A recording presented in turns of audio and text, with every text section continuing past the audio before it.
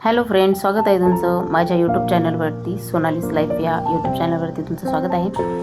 Good morning. सकाळी उठली तेव्हा 7-7:30 वाजले होते आणि उठल्यानंतर कळालं की सरांना लवकर जायचं आहे, मीटिंग आहे त्यांची. त्यामुळं डबा हवा होता कारण ते सकाळी गेले की संध्याकाळी जेवायला काय परत येणार नव्हते. त्यामुळं ना मी लवकर डबा करायला घेतला. म्हणजे उठली आणि ब्रश करून लगेच पटकन भाकरी करायला घेतली.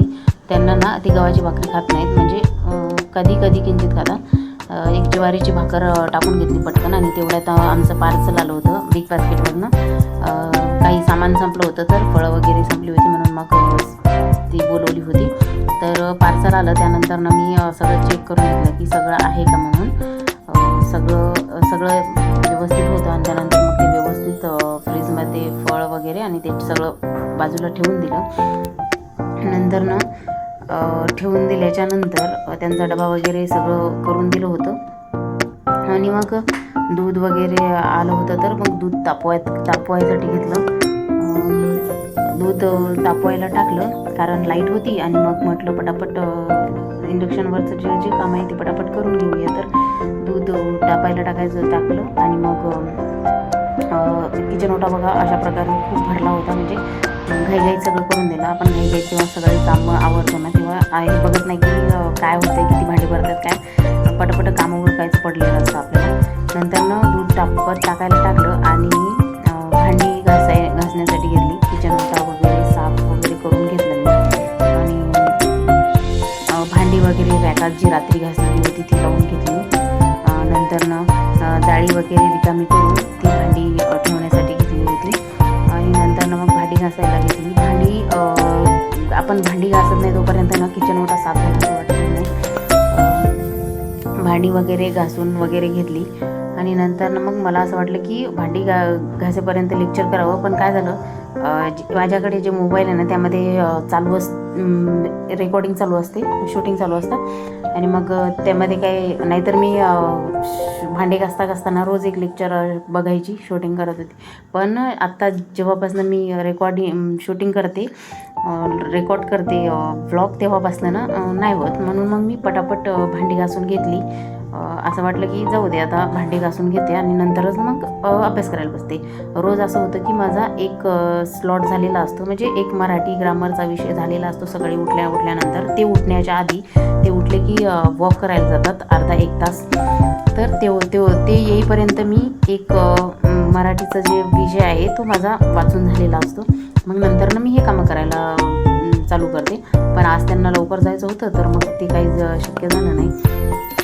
आणि जेव्हा आपण डबा वगैरे करून वगैरे घेतो त्याच्यानंतर काय वाचावं असं वाटत नाही. असं वाटतं की मग पुढचे कामं विरू उठेल, चहा वगैरे घेऊन मग नंतर 9-9:30 वाजतात आणि त्यानंतर ना आमचा स्वयंपाक करायचा असतो आणि मग असं वाटतं की आता सगळा स्वयंपाक करून मगच अभ्यासाला बसूया.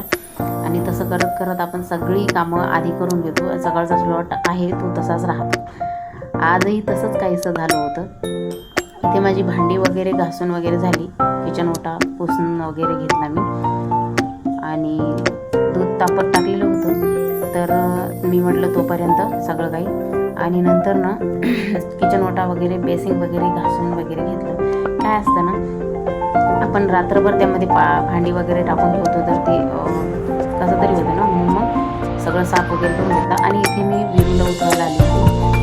तो काय उठत नव्हता. त्याला मी म्हटलं की जेव्हा मी त्याला म्हटलं की चॉकलेट आणलं वगैरे तर तो त्याला काही विश्वास होता. नंतर ना त्याला बघितलं तर बघा त्याचा आनंद, इतका भारी झोपला होता ना, लईच मस्त, एकदम भारी. मला खूप आवडतं त्याचं ते चॉकलेट बघून त्याचं ते खुश होणं. नंतर ना तोंड वगैरे धुवून घेतलं, फ्रेश झाली आणि कॉफी करून घेतली माझ्यासाठी 1 कप. कारण मी सकाळपासून काही 9-10-9:30 वाजले होते आणि मग एक कॉफी करून घेतली. माझ्या स्टडी टेबलवरती शांततेत 1 कप कॉफी घेतली आणि आपण जेव्हा सकाळचं कामं वगैरे उठून तेव्हा 1 कप कॉफी घेतो ना तेव्हा असं वाटतं की बापरे, हीच ती फिलिंग, हेच ते सुख. आणि मग नंतर ना त्यांच्यासाठी भाकरी वगैरे केली होती, भेंडीची भाजी केली होती आणि नंतर मग आमच्यासाठी काय करावं. तर मग मी म्हटलं आता एक भाकरी मी शिल्लक टाकली होती माझ्यासाठी.